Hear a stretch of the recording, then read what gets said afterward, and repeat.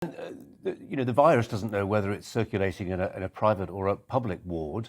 Some of the staffing shortages caused by self-isolation and quarantine periods presumably means that the private sector has the same problems with staffing.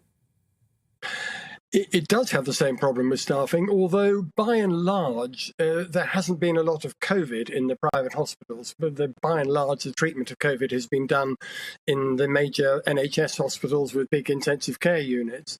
And so, to some extent, the staff have been more protected for having less COVID in those hospitals.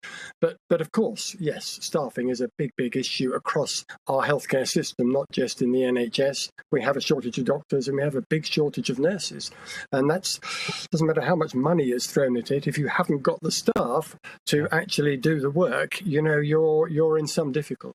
And we talked yesterday evening to a doctor who's based up in Gateshead, whose contract will be terminated in terms of, how she deals with members of the public in Gateshead because she declines to have the COVID vaccine.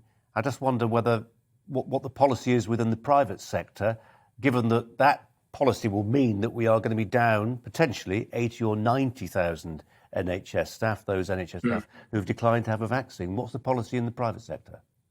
Well, I'd have to say that the private sector doesn't have a policy per se, because it's a number of independent groups of hospitals who will make up their own position, as companies have done. Some companies have said you need to be vaccinated before you can come and work here. So, frankly, I don't know the answer to that. But there is a lot of pressure on people to get vaccinated. It's not just about self. I know it's a personal view and it's a personal choice, and I accept that.